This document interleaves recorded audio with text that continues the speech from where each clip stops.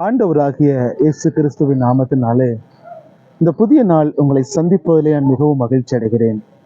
ஆண்டவர் கிருபையுள்ளவர், ஆண்டவர் இரக்கம் உள்ளவர், நம்மீது அக்கறை அன்பு செலுத்துகிற ஆண்டவர் ஒவ்வொரு நாளும் நம்மளை கிருபையாய் அன்போடு பாதுகாத்து வருகிறார்.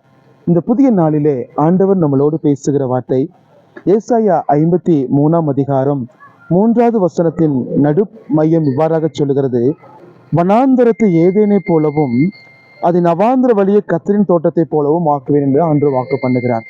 வனாந்தரத்தை ஏதேனை போலவும் அவாந்திர வழியை கர்த்தரின் தோட்டத்தை போலவும் ஆக்குவேன் என்று சொல்லி ஏசாயா 51 அதிகாரம் 3வது வசனத்தில் ஆண்டு வாக்கு பண்ணுகிறார்.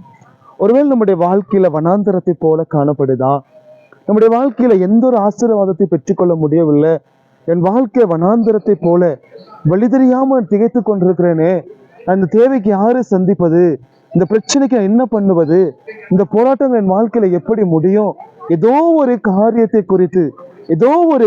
குறித்து குழம்பி போய் ஒரு வனாந்தரத்தை போல வழி தெரியாத ஒரு ஆட்டை போல நீங்கள் திகைத்து போய் இந்த வார்த்தை கேட்டுக்கொண்டிருக்கிறான். இன்னைக்கு உங்களை பார்த்து ஆண்டவர் பேசுகிறார். என் அன்பு மகனே மகளே, உன் வாழ்க்கை வனாந்தரம் என்பது எனக்கு தெரியும், உன் வாழ்க்கையில பாதை இல்லை என்பது எனக்கு தெரியும், உன் வாழ்க்கையில ஆறுகள் இல்லை, உன் வாழ்க்கையில எந்த ஒரு செழிப்பும் இல்லை எனக்கு தெரியும். ஆனா ஆண்டு வாக்கு பண்ணுகிறார், வனாந்திரத்தை போல இருக்கிற உங்களோட வாழ்க்கையில நான் கர்த்தருடைய ஏதேனை போல மாற்றுவேன், ஒரு செழிப்பான ஒரு தோட்டத்தை போல மாற்றுவேன். அவாந்திர வழியாக இருக்கிற உங்களுடைய வாழ்க்கையில கர்த்தரின் தோட்டத்தை போல கர்த்தர் மாற்றுவேன் ஆண்டு வாக்கு பண்ணுகிறார். ஒரு செழிப்பை ஆண்டு உங்க வாழ்க்கையில தருவார், ஒரு மகிழ்ச்சி ஆண்டு உங்க வாழ்க்கையில தருவார். ஒருவேளை வனாந்திரத்தை வழி அறியாம, ஒருவேளை பாதை இல்லாம, எப்பக்க திரும்புவதுன்னு தெரியாம, ஒருவேளை சோர்ந்து போய் இந்த வார்த்தையை நீங்கள் கேட்டுக்கொண்டிருக்கலாம். உங்களுக்கு பார்த்து ஆண்டு வாக்கு பண்ணுகிறார், நான் உன் வாழ்க்கையிலே ஏதேனை உண்டாக்குவேன் என்று சொல்லி, உங்க வாழ்க்கையிலே கர்த்தருடைய தோட்டத்தை போல ஆக்குவேன் என்று சொல்லி, ஒரு செழிப்பான ஒரு மகிழ்ச்சியை, ஒரு செழிப்பான ஒரு ஆசீர்வாதத்தை உங்க வாழ்க்கையில தருவேன் என்று ஆண்டு வாக்கு பண்ணுகிறார். சோர்ந்து போகாதீங்க.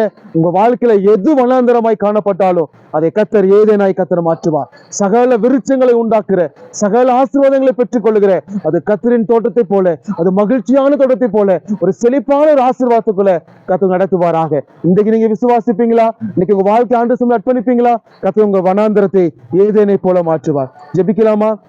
பரிசுத்தமுள்ள நல்ல பிதாவே, வனாந்தரமாக இருக்கிற எங்களுடைய வாழ்க்கையில நீ ஏதேனை போல மாற்றுகிற கர்த்தர், அவாந்திர வழியாக இருக்கிற எங்களுடைய வாழ்க்கையில உங்களுடைய கர்த்தரின் தோட்டத்தை போல மாற்றுகிற ஆண்டவரையா, எங்க வாழ்க்கையில வனாந்தரமாய் அவாந்திர வழியாக இருக்கிற எங்க வாழ்க்கையில ஒரு செழிப்பை, ஒரு ஆசீர்வாதத்தை நீங்க தரணும்னு சொல்லி இந்த வேலையை அர்ப்பணிக்கிறோம். எங்களை ஆசீர்வதியும். இயேசு கிறிஸ்துவின் நாமத்தில் ஜெபிக்கிறோம் நல்ல பிதாவே.